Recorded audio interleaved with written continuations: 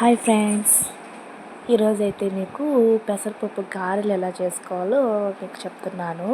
ముందుగా ఒక గంట ముందు పెసరపప్పు నానబెట్టుకోండి. ఇట్లా నానిన తర్వాత మిక్సీ జార్లో తీసుకొని చిన్న అల్లం ముక్క ఒకటి, పచ్చిమిరపకాయలు, కరివేపాకు వేసి ఉప్పు వేసుకొని గ్రైండ్ చేసుకోండి.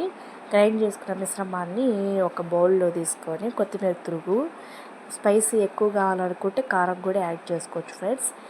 సాల్టు, కొంచెం బియ్యం పిండి వేసుకోండి. బియ్యం పిండి లేకపోతే కార్న్ఫ్లోర్ కూడా వేసుకోవచ్చు. ఈ రకంగా వేసుకొని గారెల్లాగా తట్టుకొని ఆయిల్ వేడెక్కాక డీప్ ఫ్రై చేసుకుంటే ఎంతో టేస్టీగా ఉంటుంది. ఈవినింగ్ టైమ్స్లో పిల్లలకు కూడా సర్వ్ చేయొచ్చు. చాలా టేస్టీగా ఉంటాయి ఫ్రెండ్స్ ఈ పెసరపప్పు గారెలు.